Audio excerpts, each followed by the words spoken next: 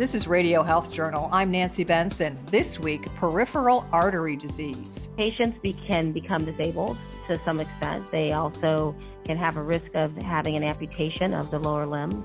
And in worst case, they can actually die. Arteries that are clogged far away from the heart when Radio Health Journal returns. I'm Reed Pence, the producer and host of Radio Health Journal. If you like listening to Radio Health Journal, you'll also like our sister show, Viewpoints, which covers a wide array of topics from education to history to the environment. Here's a preview of what they're covering this week on Viewpoints. It's a common shock that has caused people to ask lots of questions about how they spend their time and what they value and what they trust and where they are valued. How has the pandemic fed into the labor shakeup and shortage? Then, we really only understand a very tiny bit of the universe, and we're still asking really basic questions like, where did the universe come from, and what is it made out of, and how will it end? Exploring the vast expanse of our endless universe. I'm Marty Peterson. And I'm Gary Price.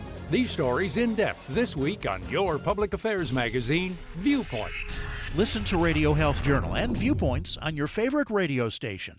And subscribe and listen anytime on Apple Podcasts, Google Play, and Spotify. Also, follow us on Instagram and Twitter at Radio Health Journal.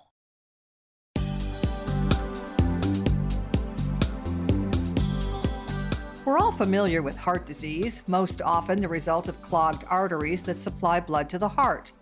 We seldom hear that the same thing happens to other arteries supplying the rest of the body. So we might be led to think it never occurs, but it does, and nearly 20 million Americans may be affected. Peripheral artery disease, or known as PAD, is a disease of the vessels outside of the heart. Arteries or blood vessels are all over our body, and similar to what happens in our heart also happens in the peripheral part of our body and these extremities. Dr. Jennifer Jones McMeans is head of Global Clinical Affairs for Abbott Vascular. So if you think of your extremities, especially your lower extremities, these blood vessels can be blocked with plaque or fat that actually clog these vessels up. And that's a problem because what they do is they actually slow blood flow down. And blood flow is necessary for oxygen to get to our muscles and all the cells within our body of our lower extremity. And when that happens, though, this can be very debilitating, especially when it's left untreated. And so patients can become disabled to some extent. They also can have a risk of having an amputation of the lower limb.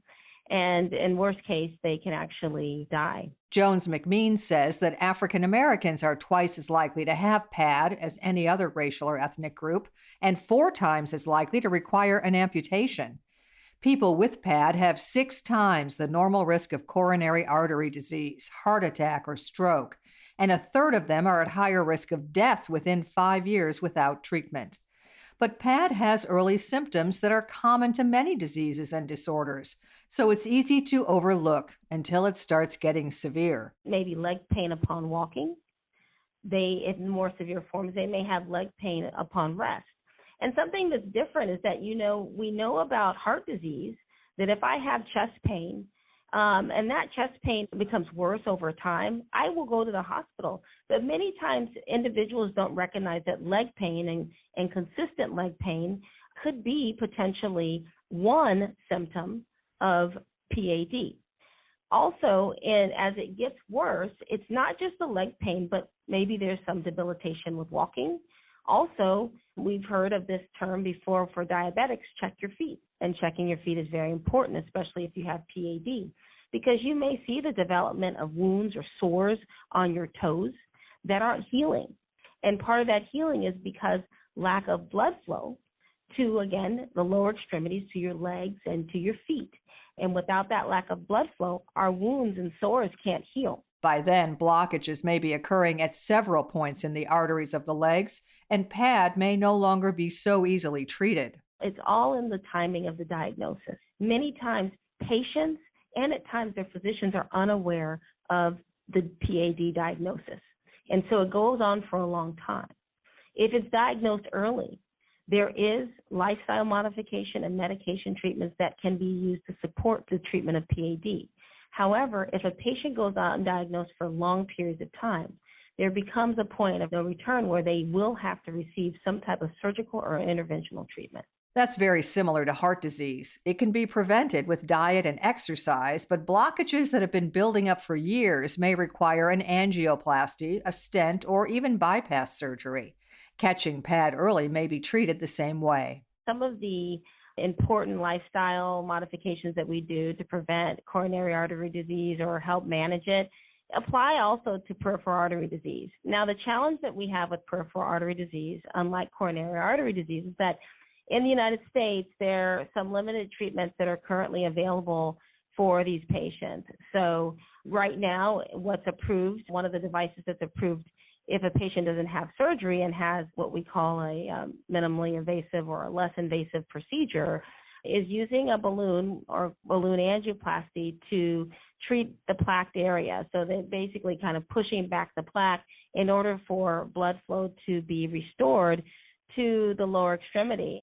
However, with balloon angioplasty, it's not very effective over the long term. Many times patients can come back repeatedly to have this blood vessel opened up again. Jones-McMean says laser treatment in the arteries may carry the same result, temporary clearing with repeat treatment needed later.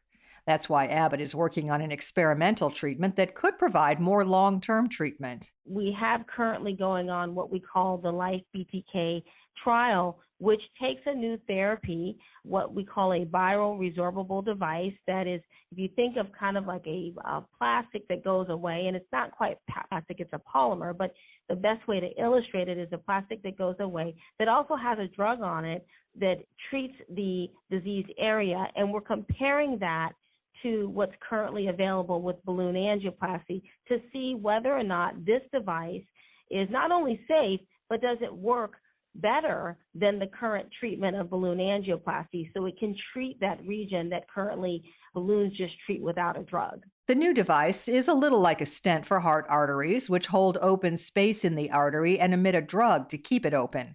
But the new device for lower extremities would eventually dissolve. The arteries, the way they work, they don't need a scaffold or a stent to keep the artery open over the long term. Initially, yes.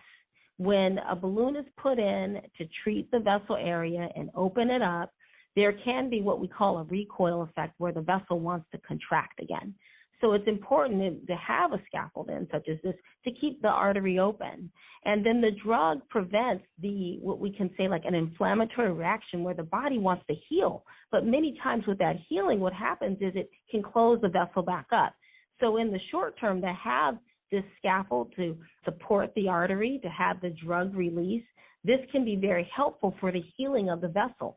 And over time, though, this device will go away and the vessel is left to continue healing.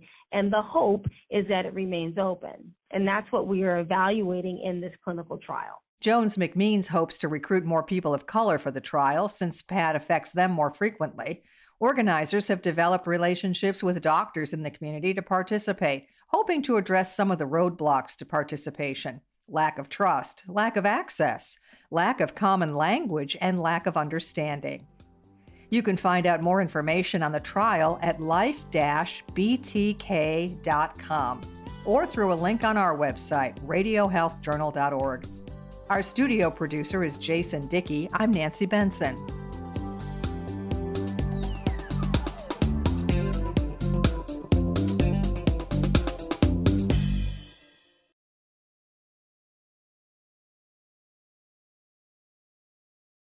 The beginning of the COVID-19 pandemic in March 2020 shut down many businesses and drastically reduced car and airplane traffic. Now, a new study has linked the resulting reduction in air pollution to a drop in heart attacks. The study was presented at the American Heart Association Scientific Sessions 2021. It correlated a 6% drop in heart attacks with each 10 microgram per cubic meter reduction in one common type of particulate air pollution during the shutdown. Sidney Ong of the University of California, San Francisco was lead author of the study. Research has already indicated that air pollution is associated with heart attacks and stroke. This real-world example now highlights the importance of reducing air pollution, which could, in turn, prevent heart attacks. Although the new study could not prove cause and effect, the findings are significant because more than 7 million premature deaths globally were associated with exposure to particulate air pollution in 2017. I am one of thousands of women with metastatic breast cancer, or MBC, which is breast cancer that has spread to other parts of the body. I am living in the moment and taking Ibrance, palbociclib. Ibrance 125 milligram tablets with an aromatase inhibitor is for postmenopausal women or for men with HR-positive, HER2-negative MBC as the first hormonal-based therapy. Be in your moment. Ask your doctor about Ibrance and visit Ibrance.com. Ibrance may cause low white blood cell counts that may lead to serious infections. Ibrance may cause severe inflammation of the lungs. Both of these can lead to death. Tell your doctor right away if you have new or worsening symptoms, including trouble breathing, shortness of breath, cough, or chest pain. Before taking Ibrance, tell your doctor if you have fever, chills, or other signs of infection, liver or kidney problems, are or plan to become pregnant, or are breastfeeding. Common side effects include low red blood cell and low platelet counts, infections, tiredness, nausea, sore mouth, abnormalities in liver blood tests, diarrhea, hair thinning or loss, vomiting, rash, and loss of appetite. And that's Radio Health Journal for this week. Follow us on Twitter, Facebook, and Instagram to learn more. And check Apple Podcasts, Google Play, and Spotify for a library of past programs. Plus, you'll always find previous segments and information about our guests at radiohealthjournal.org. Join us again next week for another edition of Radio Health Journal.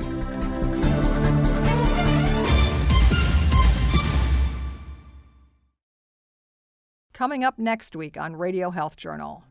Homeless people really are us.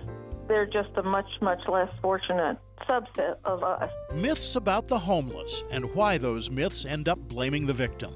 Then becoming a first-time father in your 40s or 50s. What's it like being an old dad to young kids? I often get mistaken when I'm with my kids at a supermarket as their grandfather. They'll say it explicitly. How are your grandkids today? All that and more on Radio Health Journal.